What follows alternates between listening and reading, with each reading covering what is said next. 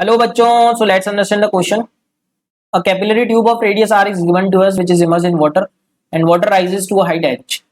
Mass of the water in the tube is m and radius को double करने पर पूछा है कितना वाटर का मास राइज करेगा कैपिलरी में। तो बच्चों कैपिलरी एक्शन का बेसिक प्रिंसिपल क्या होता है कि बेसिक अगर हम बोले इसमें m मास है और m मास इस तरीके से पानी का ऊपर जा रहा है तो बेसिकली एक पॉइंट ऐसा आता है बच्चों जब पानी इक्विलिब्रियम में आ जाता है मींस जो पानी पे फोर्स लगेगा ड्यू टू सरफेस टेंशन, अगर हम बोले एफ लग रहा है force due to surface tension 3D में देखेंगे तो पूरे एक सरकमफेरेंस पे लगेगा बच्चों। तो जो फोर्स अगर थीटा एंगल पे है, theta is the contact angle मान लेते हैं यहाँ पे, थीटा एंगल पे कांटेक्ट एंगल पे, तो जो बच्चों यही फोर्स के कंपोनेंट्स वेट को बैलेंस करेंगे पानी के, और वेट हम ले सकते हैं एम अगर एम मास राइज कर रहा है।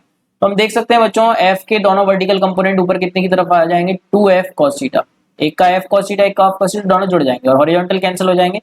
तो इक्विलिब्रियम में हम लिखते हैं बच्चों 2f cos थीटा जो हो जाता है किसके इक्वल हो जाता है mg।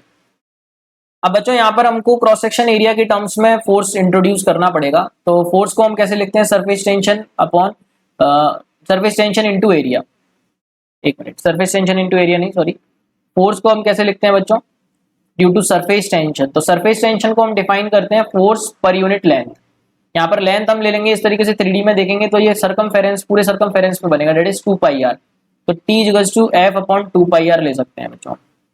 तो F ले सकते हैं बच्चों T इंटू 2πr, तो ये हो जाएगा T into 2πr into cos theta equals to mg।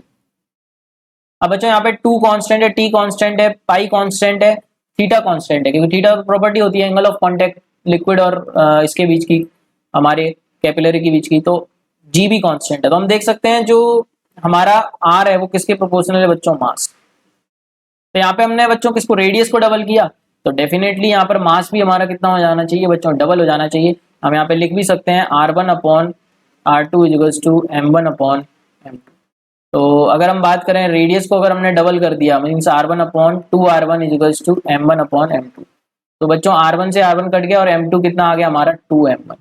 So mass will be twice बच्चों। So first option is the correct answer. I hope you got the concept. Thank you so much and all the very best.